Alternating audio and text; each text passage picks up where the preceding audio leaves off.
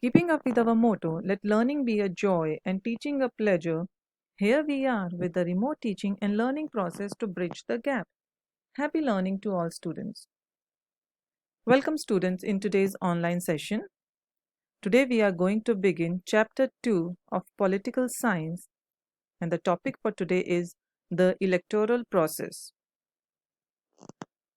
In this chapter, we will learn about the electoral process in India, the Election Commission, its functions, challenges in conducting free and fair elections, and some of the electoral reforms which need to be made to improve the election process.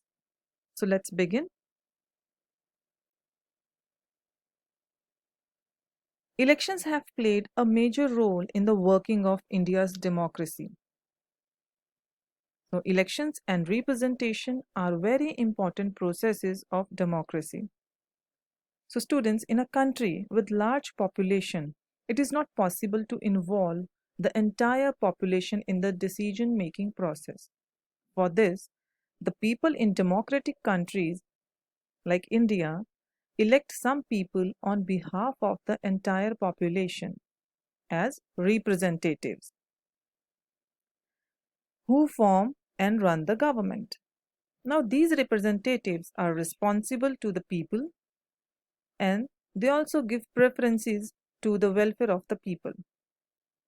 These representatives are selected through election, and elections help to bring a change in power through peaceful means.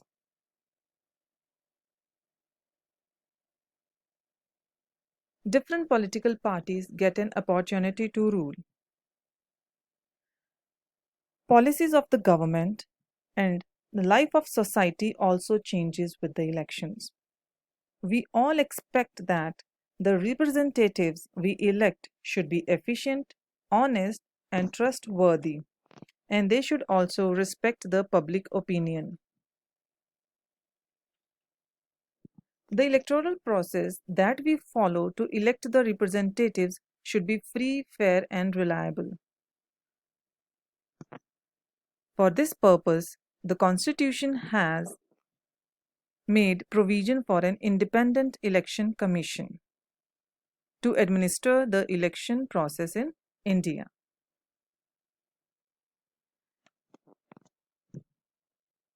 The Election Commission of India and state election commissions conduct all important elections in our country. So the entire process of elections, from declaring the dates of elections to the declaration of results, is carried out under the direction and control of Election Commission. In this way, we see that how the election process is an inseparable part of a comprehensive democratic process. So we will learn about this process, an election commission, its function, everything in detail. So let's begin with Election Commission.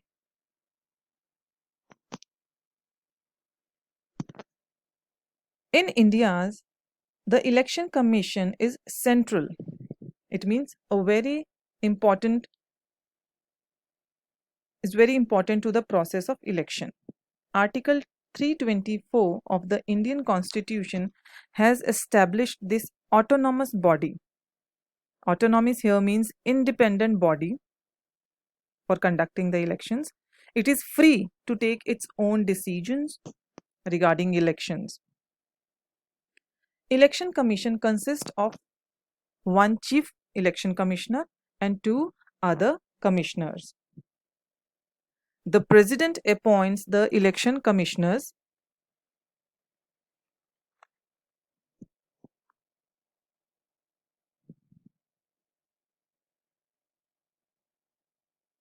The chief election commissioner cannot be removed from his post easily or on account of any political reasons. That's why we say that it is an independent body. And it is also very necessary. Its independence is very necessary to conduct the fair elections in our country. And there is a separate there is a separate provision made for the expenses of election commission as well. Election commission does not have a separate staff.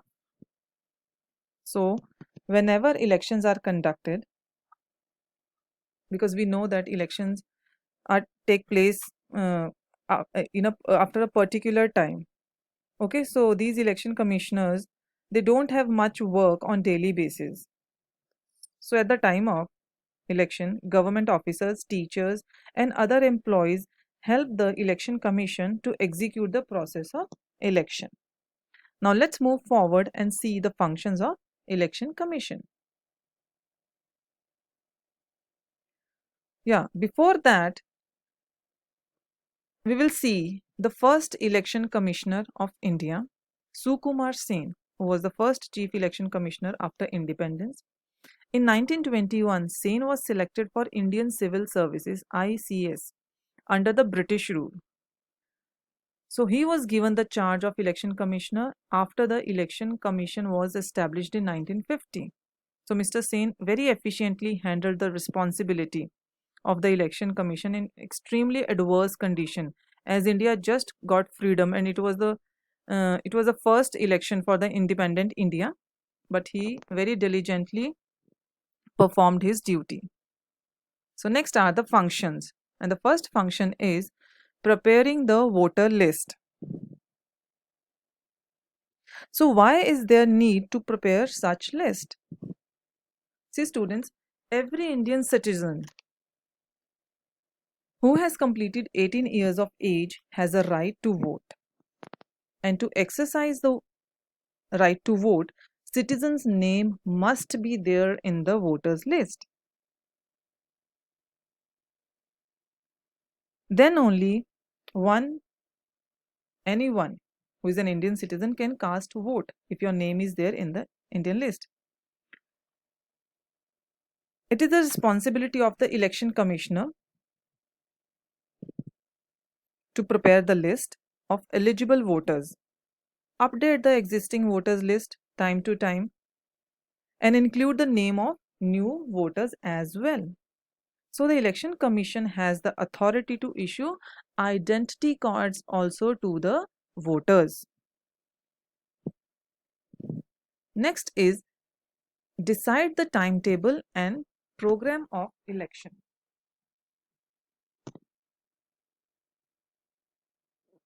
See, in our country, elections are conducted on national, state, and local level. So deciding the timetable is very important so that the dates of these elections don't clash with each other.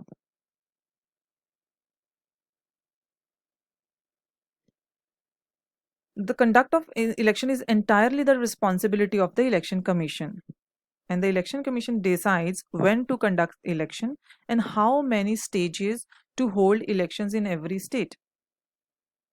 So everything is decided by the election commission. Next is scrutiny of the applications of candidates. Now after the election dates are declared, okay, every political party selects the candidate to contest elections. But there are some candidates who contest the elections independently without the support of any political party. So candidates of political parties as well as the independent candidates have to fill the application. In that application, they have to write each and every detail about them. So why then the election commission scrutinizes all the applications. So why is it done?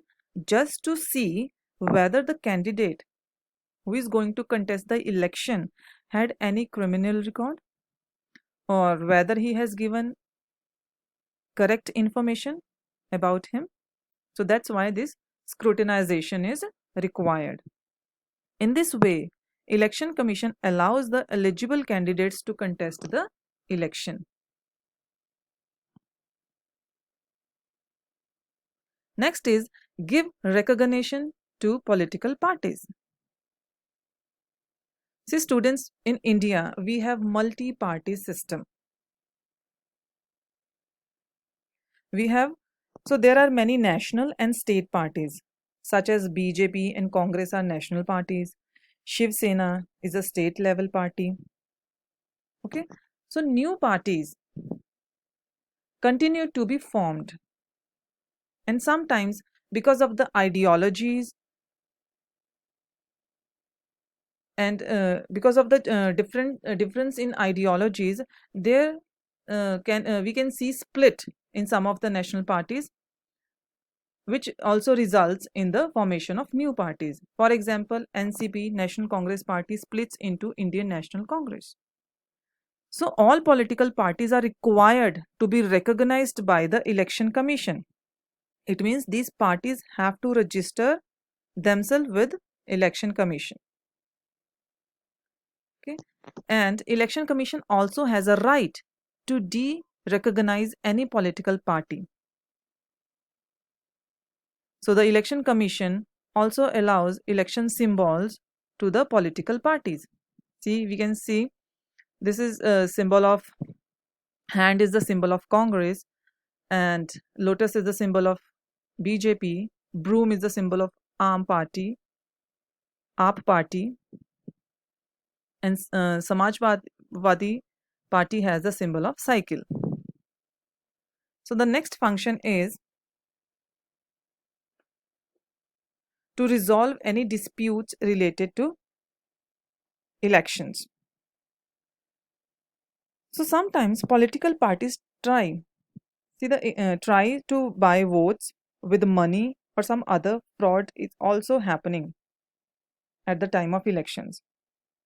So Election Commission tries to resolve all these disputes. So it is the responsibility of Election Commission of resolving any dispute that may arise regarding elections. So accordingly, to declare any candidate as a disqualified or conduct a re-election in a particular constituency is the responsibility of Election Commission. So now you can see how diligently, how with a very attentive way they have to, means the Election Commission has to uh, keep check on each and everything, from preparing voter list to resolving the dispute. So these are very important functions of Election Commission. So this is the picture of Shyam Sharan Negi. He is the first voter of India. He is from Himachal Pradesh. He exercised his right to vote on 25th October 1951 in Lok Sabha elections. So students, that's all for today. So we learnt about Election Commission and its function. So we will continue the same chapter in the next video also. I hope you understood everything. Thank you so much.